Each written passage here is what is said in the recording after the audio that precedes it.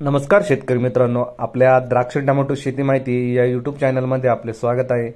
तर आज आपण सेजंटा कंपनीच्या कल्टर या उत्पादनाविषयी थोडक्यात आज माहिती बघणार आहोत। त्याच्यामध्ये आपण बघणार आहोत घटक, प्रमाण, मोड ऑफ ॲक्शन, तसेच फायदे, कॉम्बिनेशन अशा सर्वच गोष्टींबद्दल आज आपण चर्चा करणार आहोत।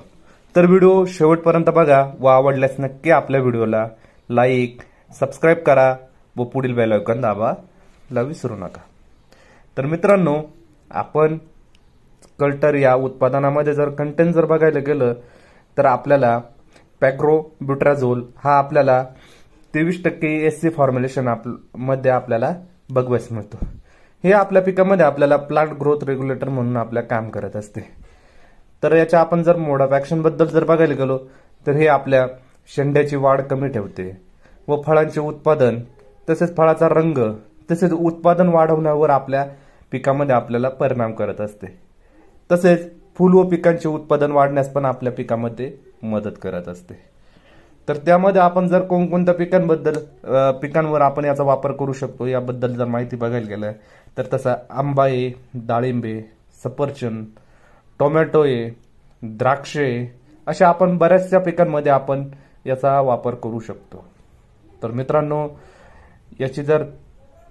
याचा आपण ड्रिंचिंगद्वारे, आळवणीद्वारे पण आपण याचा वापर करू शकतो।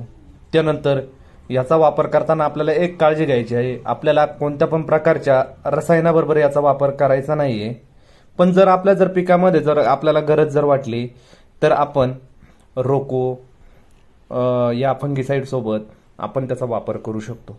पण आपल्याला त्यामध्ये पण एक काळजी घ्यायची आहे, रोको फंगीसाइड मध्ये बरोबर वापरताना पण आपल्याला रोको याचे प्रमाण जर आपल्याला 1 ग्रॅम प्रति लिटर आहे प्रमाण, तर आपल्याला अर्धा ग्रॅम आपल्याला प्रति लिटर याचे प्रमाण घ्यायचे आहे।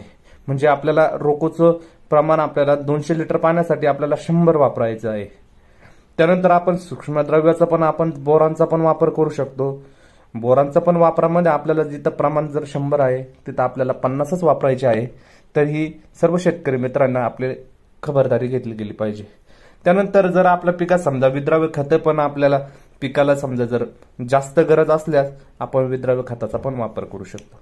त्यामध्ये आपण विद्राव्य खत पण घेऊ शकतो, पण ते थोड्या प्रमाणामध्ये। जिथे 500 घ्यायचं तिथं आपल्याला आपण 200 लिटर पाण्यासाठी 500 ग्रॅम वापरतो, तिथं आपल्याला 200 लिटर पाण्यासाठी 200 ग्रॅम आपण वापर केला गेला पाहिजे। त्यानंतर आपण थोडक्यात त्याच्या फायद्यांबद्दल माहिती जाणून घेऊया। याचे फायदे जर बघितले तर वनस्पतीची वृद्धी नियंत्रित करून हे कल्टर झाडांना अधिक कॉम्पॅक्ट बनवण्याचे काम करत असते आणि त्यांच्या फळांची गुणवत्ता वाढवण्याचे काम करत असते। जर दुसरा फायदा जर बघायला गेलं तर कल्टर हे सेजंटा प्लांट ग्रोथ प्रमोटर झाडाच्या वाढीचे नियमन करून फळांचा आकार, रंग आणि उत्पन्न वाढवते। तिसरा फायदा जर बघायला गेलं, हे वनस्पतीच्या वाढीस प्रतिबंध करून झाडांना फुलण्यास आणि लवकर फळ देण्यास हे मदत करत असते।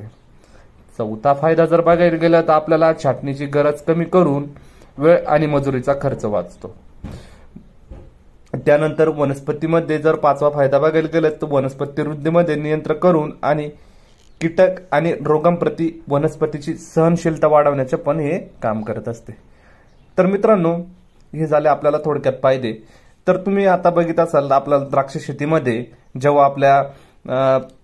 शेतीमध्ये जेव्हा शेंड्यांची लांबी जेव्हा जास्त होत असते तेव्हा आपण कल्टर या उत्पादनाचा आपण बरेचसे शेतकरी द्राक्ष शेतीमध्ये आपण वापर करीत असतात।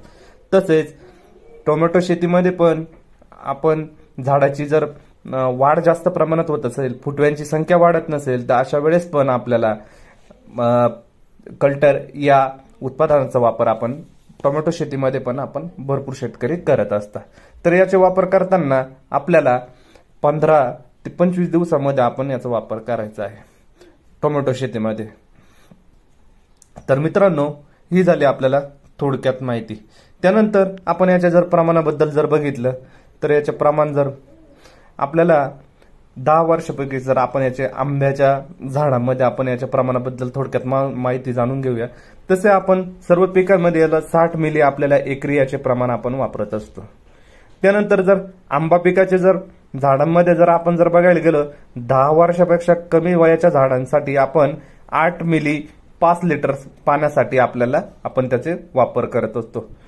म्हणजे आपण हे ड्रिंचिंगद्वारे मुळांच्या भागात आपण देत असतो.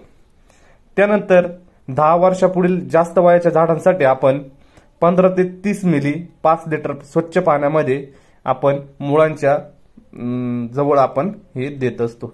मित्रांनो, हे प्रमाण आपण आंबा या पिकासाठी आपण सांगितले आहे. तसेच सर्वच पिकांसाठी आपण 60 मिली एकरी असे प्रमाण आपण या उत्पादनाचे वापरू शकतो. तर मित्रांनो, माहिती कशी वाटली?